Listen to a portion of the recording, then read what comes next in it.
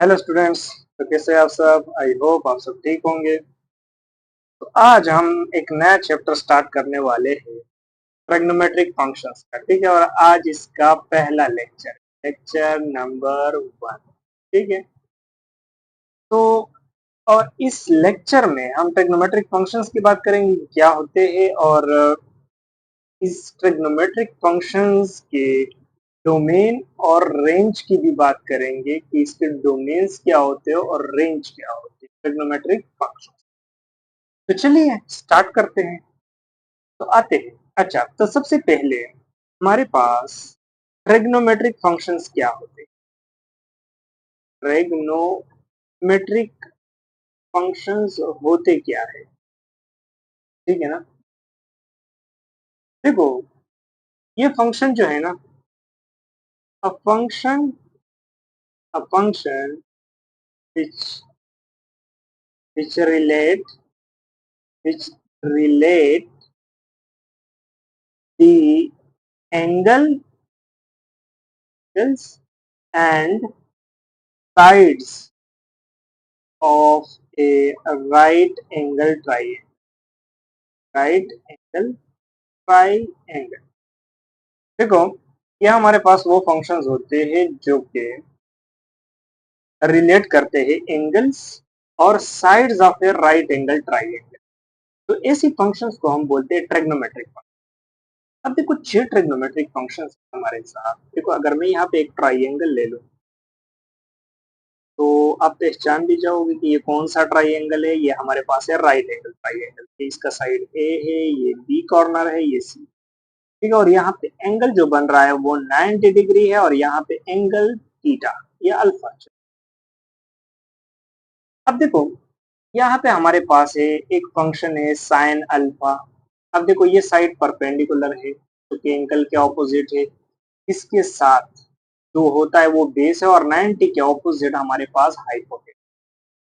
तो ये perpendicular divided by hypotenuse के बराबर है। अब देखो, यहाँ पे एंगल है, ये देखो, ये हमारे पास है एंगल, और ये हमारे पास दोनों क्या है, साइड है। लेकिन ये किस चीज की साइड है?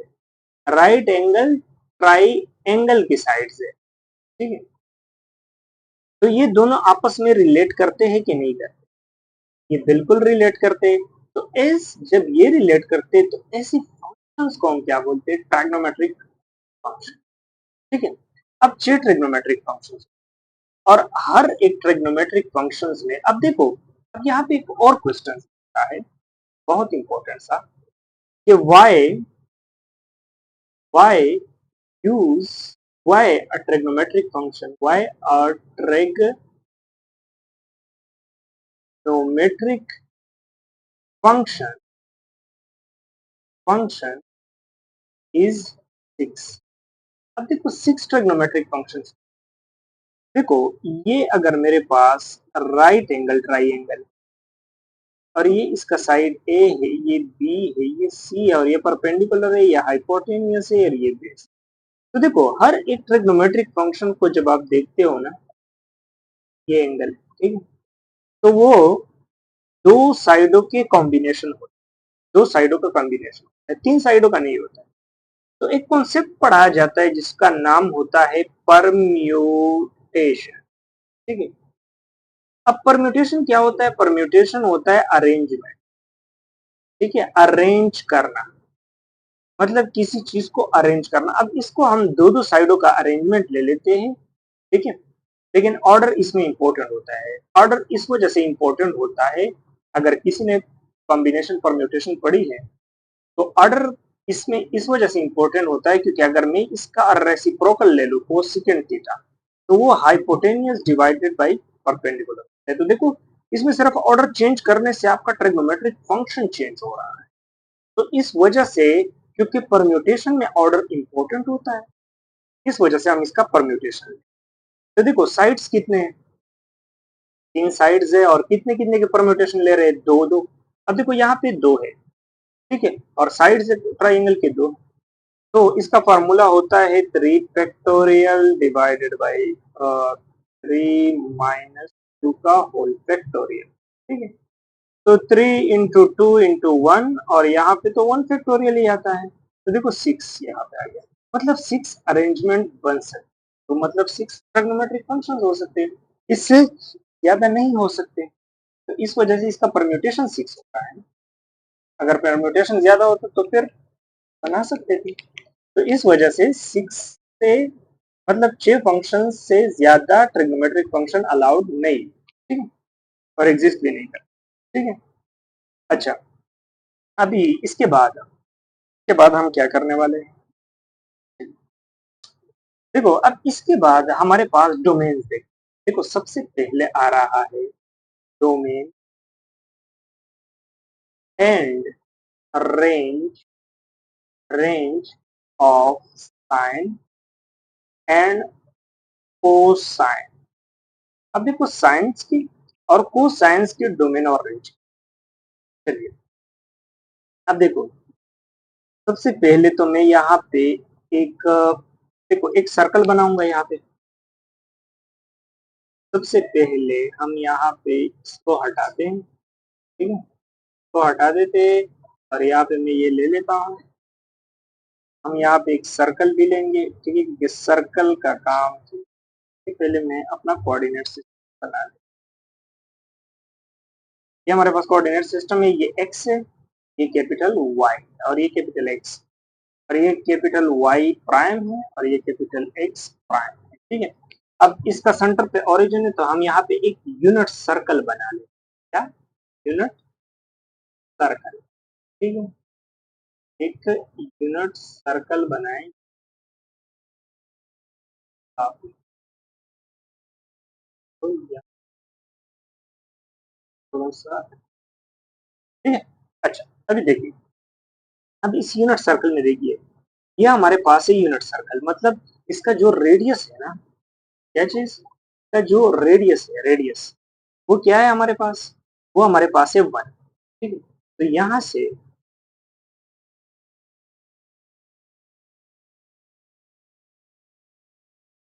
एक मिनट, अच्छा, तो इसका रेडियस क्या है हमारे पास 1 है। अब देखो यहाँ पे मैं एक पॉइंट ले रहा हूँ, पी पॉइंट, ठीक है, और ये है एक्स और वाई, ठीक है। अब इसको मैं इसके साथ मिला रहा हूँ, तो इसके साथ मैं मिला रहा हूँ, और यहाँ पे देखिए ये हमारे पास क्या है, ये एंगल यहाँ पे बन रहा है थीटा, और ये मेरे पास एक्स है और ये मेरे पास है वाई, ठीक है। ये मेरे पास है एक्स, पास है वाई। अब देखो यहाँ पे जो है ये 1 है और ये -1 है, ये पॉइंट, और ये भी +1 और -1, ठीक है। अब देखो, अब यहाँ पे इस एंगल को अगर मैं इसको रोटेट करना चाहता हूँ, अगर मैं इस साइड पे इसको क्या करूँ, रोटेट, यानी इस एंगल को अगर मैं रोटेट, ठीक है, तो क्या एक्स और वाई की वैल्यू चेंज होगी, बिल्कुल होगी। देखो हर पॉइंट पे एक्स और वाई की वैल्यू चेंज हो रही है, हर पॉइंट पे देखो, अगर यहाँ पे आ रहे हो, यहाँ पे हर पॉइंट पे वैल्यू चेंज हो, तो इसके हिसाब से एंगल्स भी चेंज हो रहा होगा, ठीक है ना, एंगल भी चेंज होता होगा। तो यहाँ पे देखो साइन थीटा जो है ना, ये बराबर होता है किस चीज का, यहाँ पे चूंकि और है, वाई बाई आर। अब तो देखो इसका डोमेन क्या होगा, अब देखो डोमेन, अब इसका डोमेन में एनी रियल नंबर दे सकता हूँ, थीटा मतलब एनी रियल नंबर। अब आप कहोगे कि ये तो हमारे पास एंगल है और आप कह रहे हो कि any real number, angle real number से, अब देखो इस एंगल को हम रियल नंबर में कन्वर्ट कर सकते हैं। वो किस तरीके से, वो किस तरीके से कन्वर्जन होती है इसकी, देखो हमारे पास एक इक्वेशन है जिसको हम बोलते हैं s is equal to r theta. इसको मैंने प्रूव किया है फंडामेंटल ट्रिग्नोमेट्री की इच्छा, ठीक है, वो आप देख सकते हैं, ठीक है, प्लेलिस्ट बना हुआ है। तो देखो यहाँ पे आर कितना है, आर हमारे पास है यूनिट, तो s is equal to theta. S हमारे पास क्या है, एक रियल नंबर है, और थीटा हमारे पास है एंगल। तो क्या ये रियल नंबर और एंगल में हम शिफ्ट कर सकते हैं, बिल्कुल कर सकते हैं। इसको मैं साइन एस लिख सकता हूँ, अगर एस नहीं मैं सबको सपोज टी दे देता हूँ, टी दे देता हूँ, तो साइन टी में लिख सकता हूँ। अब साइन टी का जो डोमेन होगा, अब देखो ये रोटेट हो रहा है ना, ये रोटेट, तो एंगल एनी एंगल ले सकता है, हर एक एंगल पे ये डिफाइंड है ये फंक्शन। तो डोमेन आप चाहे कोई भी दे दो, हर एक एंगल पे ये फंक्शन डिफाइंड, ठीक है ना। अब इसके बाद बात करते हैं रेंज। अब इसके बाद रेंज की बात करते हैं। अब देखो रेंज क्या है इसका, रेंज। अब देखो इसका रेंज क्या है, देखो अब ये हमारे पास है साइन थीटा है, जो कि वाई में इसका रेंज एग्जिस्ट करता है। अब देखो अगर मैं इसको इस तरह से लिखूं ना, कि साइन थी वाई बाई वाई, क्योंकि आर हमारे पास क्या है, वन है, वो तो यूनिटी है, तो इसको मैं इस तरह से लिख सकता हूँ कि नहीं लिख सकता। अब ये टी जो है ना, ये टी ये हमारे पास इसका डोमेन है, जो कि ऑल रियल नंबर है, ठीक है। और वाई हमारे पास क्या है, रेंज। बेसिकली रेंज और डोमेन का जो मतलब होता है ना, ये हमारे पास आउटपुट, जो फंक्शन आउटपुट देता है उसको हम रेंज बोलते हैं, और जिस फंक्शन को इनपुट दिया जाता है उसको हम डोमेन बोलते हैं, ठीक है, सिंपल बात है। अब देखो y जो है ना, वो किस के बीच ऑसिलेट कर रही है, देखो। अब यहाँ पे अगर इस ग्राफ में अगर आप देखिए, तो देखो यहाँ पे मैक्सिमम जो है वो है कैपिटल पॉजिटिव वन, ठीक है। वो क्या है, वो है पॉजिटिव वन। और अगर इसका माइनस देखा जाए तो ये है नेगेटिव वन, क्या नेगेटिव वन मिनिमम। तो देखो अगर ये y जो है ना, ये यहाँ पे रोटेट कर रही है, तो रोटेट कर, तो इसकी जो y की जो वैल्यू है ना, वो किसके बीच होगी, +1 और -1, इससे ना ज्यादा हो सकती है ना कम हो सकती है। तो इसका रेंज क्या हो गया, देखो इसका जो रेंज y लेस देन -1 और ग्रेटर देन -1, लेकिन 1 के बराबर हो सकती है। अब देखो इसका डोमेन क्या होगा, डोमेन हो गया all real number minus infinity से इंफिनिटी, और इसका रेंज क्या होगा, -1 से लेकर 1 तक। लेकिन इस पे हम क्लोज इंटरवल लगा देंगे, देखिए ये स्क्वायर ब्रैकेट यूज करते हैं उसको हम क्लोज इंटरवल, ठीक है। अब देखो कॉस की देखते हैं, रेंज और डोमेन, कॉस का भी यही एक्सप्लेनेशन है, ठीक है, बस सिर्फ वो एक्स में होता है, ठीक है। अगर ये देखो हमारे पास एक ग्राफ है, और यहाँ पे हमारे पास है सर्कल, ठीक है, थोड़ा सा पूरा किया। अब देखो यहाँ पे जो वो पॉइंट था ना, वो था एक्स और वाई, और कॉस थीटा जो होता है ना, अब थीटा को कॉस टी भी हम लिख सकते हैं, ठीक है। और इसका आर हमारे पास है 1, तो वो होता है x divided by r cos t. तो x क्योंकि r1 के बराबर होता है, तो देखो ये हमारे पास इसका रेंज हो गया। अब रेंज क्या है, यहाँ पे -1 है और यहाँ पे +1 है x की, तो इसका रेंज क्या होगा, -1 और 1 के दरमियान, ठीक है, तो क्लोज इंटरवल। और इसका डोमेन क्या होगा, वो भी वही रियल नंबर होगा। तो मतलब हुआ कि साइन और कॉस का के जो डोमेन है और रेंज जो आपस में सेम, ठीक है, उसके भी इस तरह से है और इसके भी इस तरह से, ठीक है ना। तो ये हमारे पास, अच्छा अब इसके बाद बात करते हैं domain and range of tangent theta, tangent and cotangent function, cotangent function, ठीक है। अच्छा अब इसकी बात करते हैं, अब देखो पहले बात करते हैं टेंजेंट की। अब देखो टेंजेंट थीटा भी लिख सकते हैं, टी भी में लिख सकते हैं, लेकिन यहाँ पे लिख, तो वो किसके बराबर है, देखो अगर यहाँ पे हमारे पास वही डायग्राम ड्रॉ किया जाए ना, ठीक है, और यहाँ पे एक्स और वाई है ना, तो ये होता है परपेंडिकुलर और हाइपोटेन्यूज बेस्ड, ठीक है, यानी कॉस और वाई के बराबर होता है, तो के बराबर है। तो मतलब ये हुआ कि x is not equal to 0। अब इस सबसे पहले तो इसके डोमेन, ठीक है। अब देखो यहाँ पे इनपुट, दो इनपुट है हमारे पास, एक तो एंगल है ना, ठीक है, एक एंगल है, लेकिन यहाँ पे एक्स बराबर नहीं है। अब वो एंगल आपने नहीं डालने हैं, मतलब आपने वो एंगल नहीं डालने हैं, ठीक है, जिसपे x की वैल्यू 0 है। अब देखो x किसके बराबर है, यानी मतलब cos t is equal to x के बराबर है, ठीक है ना। तो मतलब आपने इस फंक्शन को वो वैल्यू नहीं देनी है जिसपे cos 0 के बराबर होती है, क्योंकि अगर ये 0 के बराबर हुआ ना तो ये फंक्शन अनडिफाइन हो जाएगा, तो वो उसके डोमेन में एग्जिस्ट नहीं करेगी, ठीक है। आप उसको ऐसा इनपुट नहीं दे सकते जिसपे ये फंक्शन अनडिफाइन हो जाए, वही डोमेन वैल्यूज देंगे, वही इनपुट्स देंगे जिसपे इस फंक्शन को डिफाइन किया है, ठीक है।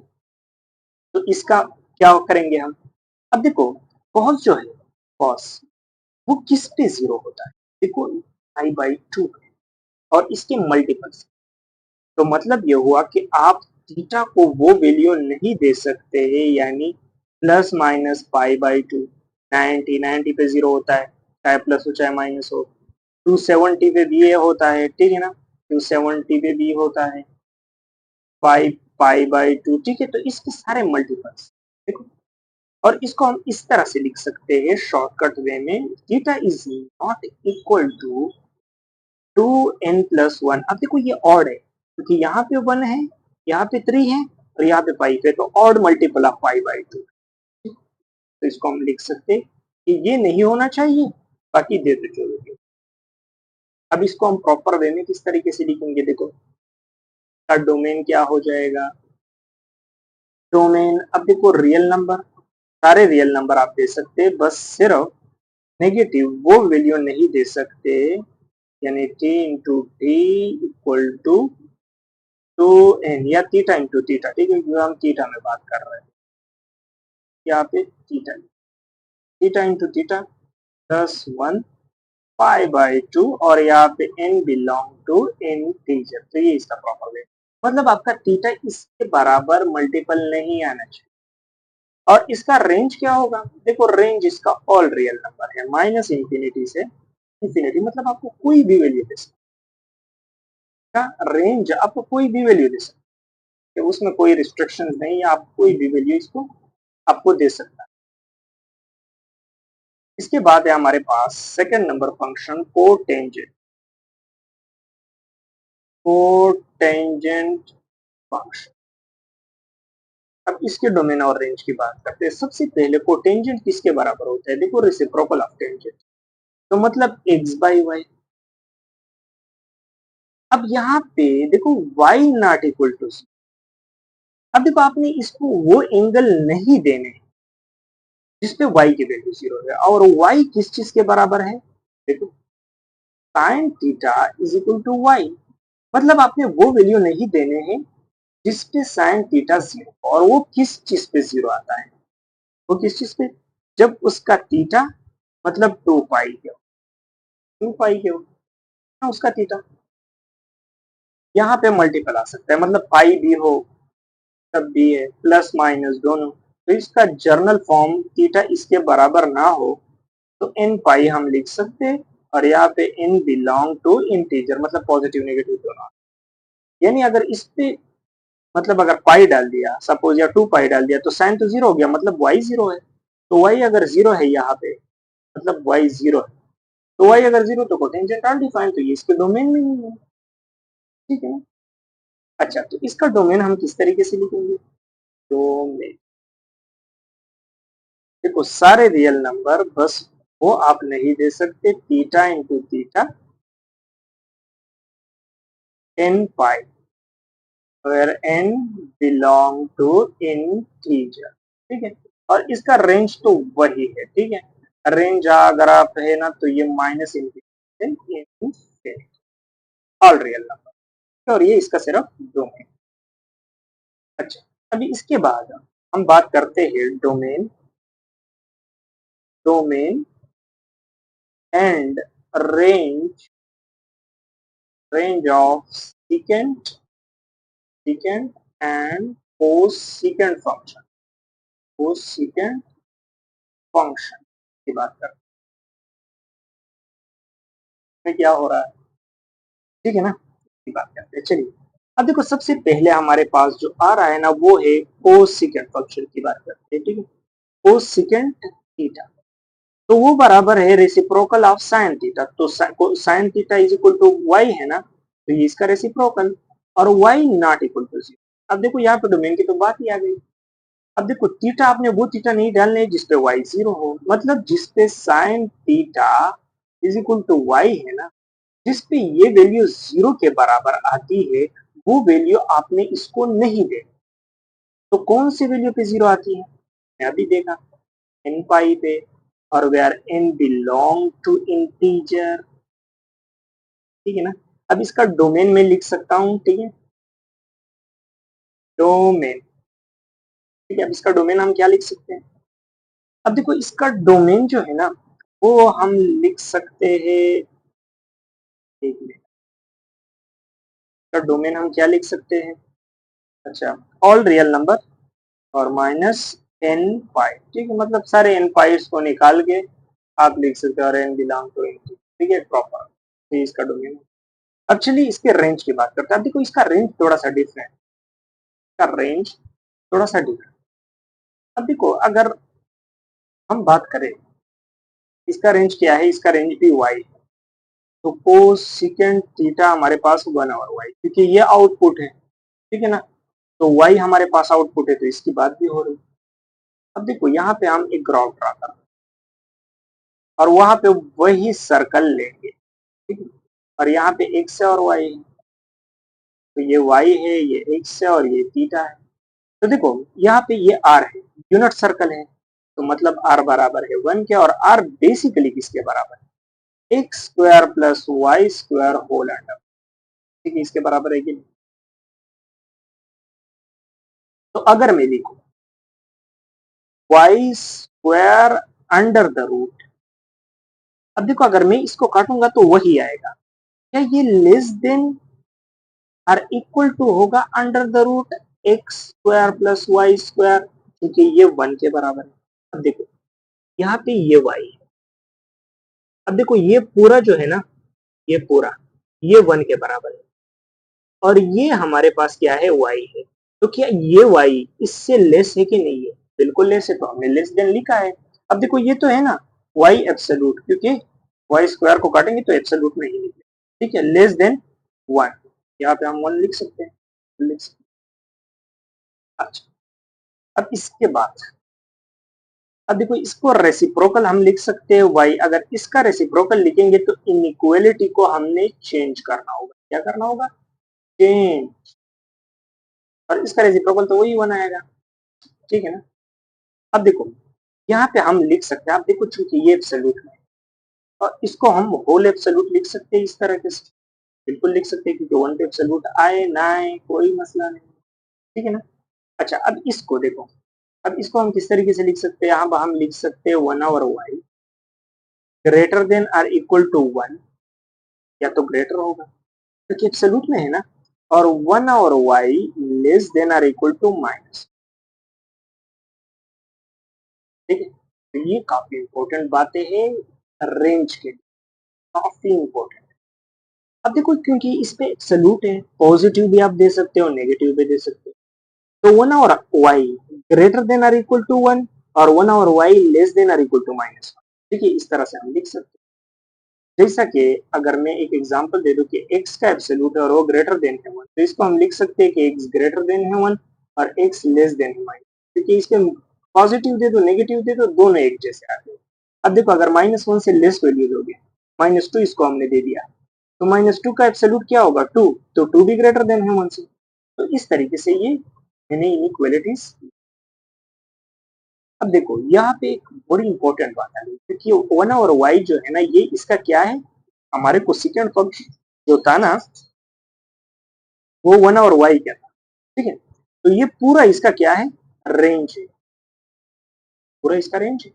अब देखो 1 और y greater than equal on और इक्वल टू 1 होना चाहिए, और 1 और y लेस देन और इक्वल टू -1, यानी -1 और 1 के बीच वैल्यूज नहीं होनी, मतलब इसका रेंज होगा क्या, ऑल रियल नंबर, बस इससे माइनस करना होगा कि t, मतलब t जो इसका डोमेन है, ठीक है, या थीटा लिख ले, वो लेस देन -1 और ग्रेटर देन +1। अभी ये इसका क्या बन गया, रेंज कोसिकेंट, अब चलिए दूसरे फंक्शंस की बात करते हैं, सीकेंड। वो भी इस तरीके से, ठीक है, सीकेंड थीटा, तो वो 1/x के बराबर है और x नॉट इक्वल टू 0। तो 1/x कब नॉट इक्वल टू 0 होगा? देखो cos थीटा जो है ना वो x के बराबर है, तो जिस पॉइंट पे cos थीटा 0 के बराबर हो वो वैल्यू आपने इसको नहीं दी, क्योंकि यहाँ पे x है। तो किस वैल्यू पे? cos 90 के मल्टीपल्स पे अनडिफाइंड होती है, तो यहाँ पे इसका डोमेन हम डायरेक्ट लिख सकते हैं। इसका डोमेन क्या होगा? इसका डोमेन हो गया ऑल रियल नंबर, बस सिर्फ माइनस करो theta into theta equal to 2n+1, यानी odd multiple of pi by 2, और यहाँ पे n बिलोंग टू इंटीजर, ये इसका डोमेन। अब देखो इसके रेंज की बात करते हैं। देखो इसका रेंज भी वही, अगर मैं यहाँ पे वही डायग्राम ड्रॉ करो आपके लिए। अब देखो यहाँ पे हमारे पास है x और y, ठीक है, ये हमारे पास है y और ये हमारे पास। अब देखो ये पूरा जो है ना यहाँ से यहाँ तक ये 1 है क्योंकि यूनिट सर्कल है, और ये हमारे पास है x, तो क्या x square under the root. अब देखो अंडर द रूट लेंगे वही x आएगा। क्या ये लेस देन और इक्वल टू -1 होगा? आई 1 सॉरी, -1 में 1 बिल्कुल होगा। अब देखो इसको हम इस तरह से लिख सकते हैं कि x का एब्सोल्यूट लेस देन और इक्वल टू वन, ठीक है, तो इसका रेसिप्रोकल लेंगे 1 और x लेस देन और इक्वल टू 1, ठीक है, और यहाँ पे क्या आएगा? अब देखो 1 और x को हम होल एब्सोल्यूट लिख सकते हैं, बिल्कुल लिख सकते हैं, वही y जैसा काम है, बस सिर्फ यहाँ पे x। अब यहाँ पे देखिए तो 1 और x को हम लेस देन और इक्वल टू 1 लिख सकते हैं, ठीक है ना, ठीक है ना, और 1 और x को ग्रेटर देन और इक्वल टू माइनस लिखा जा सकता है, ठीक है, तो यही बात है। अब देखो 1 और -1 के बीच जो वैल्यू है ना वो आपने इसको नहीं देना, वो आपने इसको नहीं देने, तो इसका रेंज भी वही जैसा होगा, ठीक है, मतलब all real number minus theta less than minus greater than 1, ठीक है। अब यहाँ पे मेरे ख्याल से ग्रेटर, अच्छा सॉरी, यहाँ पे ग्रेटर आएगा। अब देखो रेसिप्रोकल हम करेंगे तो यहाँ पे इनइक्वालिटी तो ग्रेटर में तब्दील होगी,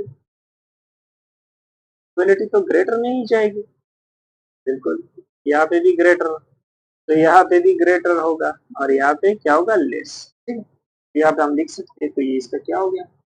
रेंज, ठीक है, तो ये हमारे पास थे इसके रेंज और डोमेन। आई होप आप लोगों को समझ आया होगा। अगर कोई भी कोई क्यूरी है तो कमेंट बॉक्स में आप लिख सकते हैं, ठीक है, मैं इंशाल्लाह जवाब दूंगा। तो मिलते हैं अगले वीडियो में। Thank you.